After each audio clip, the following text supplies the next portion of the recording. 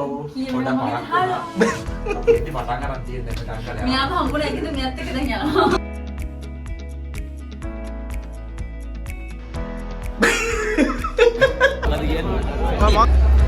Oh, hari hotay එකේ.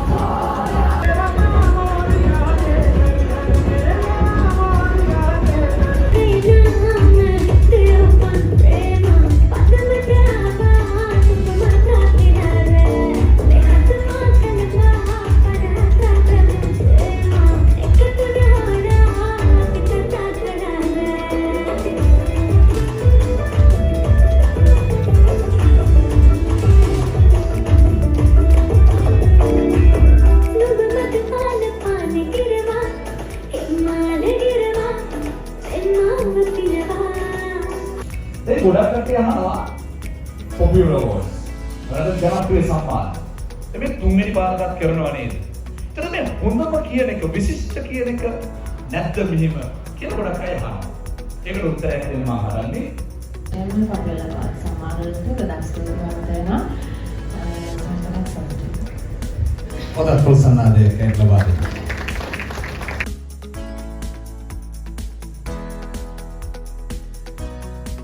මොකද මම පළවෙනි අවුරුද්දේ කරද්දී මාත් එක්ක හිටියේ බොහොම සීමිත පිරිසක්.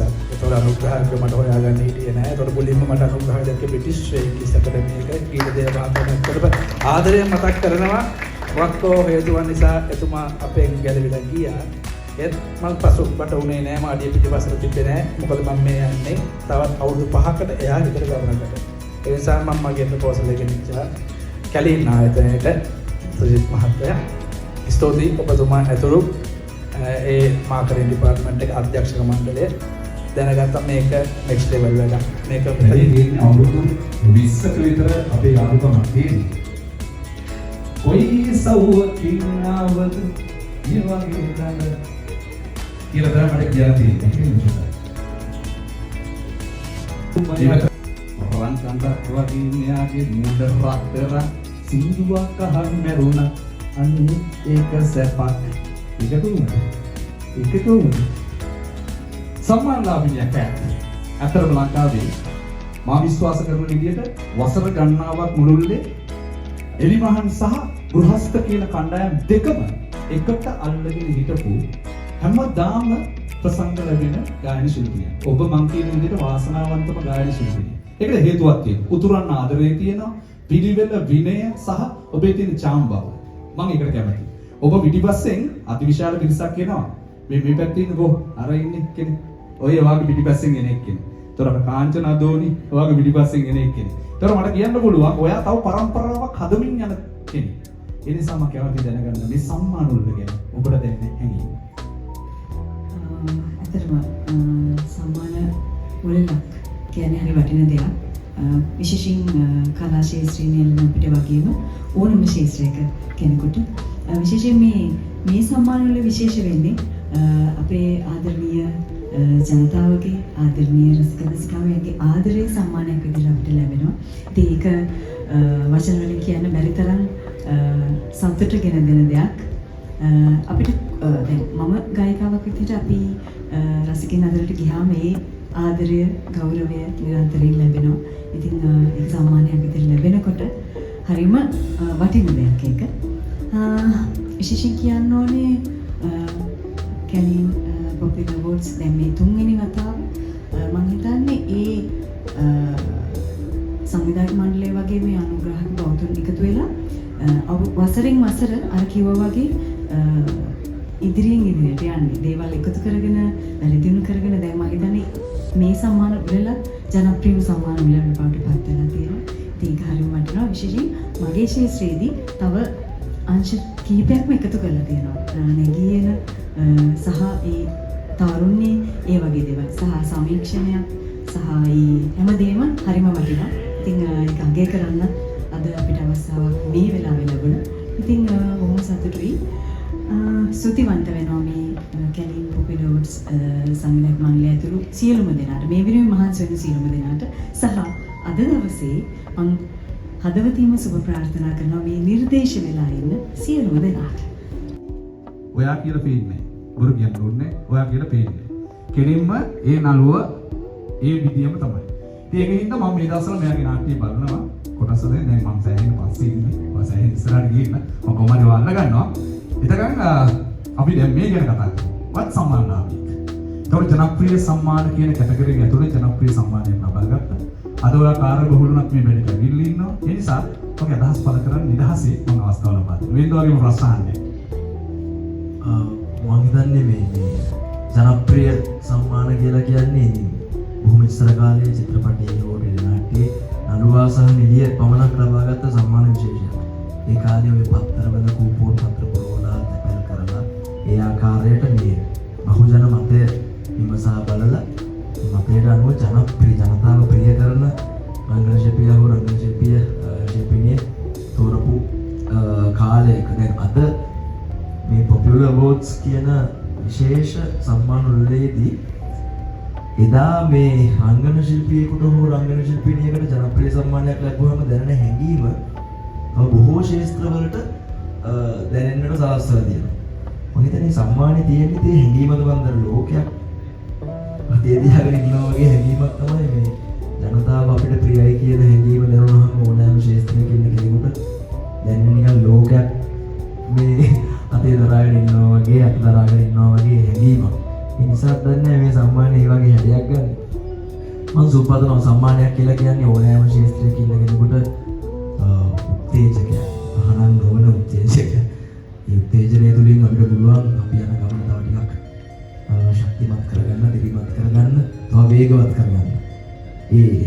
මේ වෙලාවෙත් ඒ ගමනේ ටෙලිනාට්‍යයක් අනුභවමින් ඉන්නවා ආයි මම කොණ්ඩේ මෙහෙම නෑ. මේ වෙලාවේ උදේ පාන්දර 5ට නැගිටලා ගිහිල්ලා මේ ගල් ගෙඩියක් වගේ මෙහෙන් ඇනලා මනසයි මේ අදාගෙන රණපාලා මාත් පියුමානි තර එකපාර දොර කඩාගෙන ආයෙ අර යුවලට මේ රොකට්ලා ඉදපු නිසා නෙමෙයි ඒකට හක පපා ඉඳලා ආවේ නැත්තම් නේද අයි මාර්ගය මේ ඉතින් එහෙම තමයි ඉතින් එහෙම මහන්සි වෙලා ඕනෑම ශාස්ත්‍රයක කෙනෙක් අපි දන්නවා දැන් හදන්න කියලා ප්‍රබාවිය අන්නගේ සරෝනික කොටේ ගමන් කියත් මම කියන්නේ හැමෝම මේ තමන්ගේ ශාස්ත්‍රය වෙනින් මොකක් මහන්සි වෙනවා මහන්සි වෙලා අන්තිමේ මහන්සි වෙච්ච වැඩේ බලද්දි පොඩි මන්න එකක් එනවා හැබැයි මේ මගේ ඇගීමක් ලැබෙනකොට අර මහන්සිය ගොන් වෙලා ගිහිල්ලා තව තවත් මහන්සි වෙන්න ශක්තිය තමයි ලැබෙන්නේ ඉතින් ඒක නිසා සම්මාන වල මම හරියට සම්මාන ලබනවා මම ඉතින් ස්ටුඩියෝට යනවා පොපියුලර් අවෝඩ්ස් මේ සියලු සංවිධායක මණ්ඩලයට මේ වගේම සූපතනවා මම ඉතින් හැමෝටම ඉතින් සම්මාන කියලා ඔබ බලන්න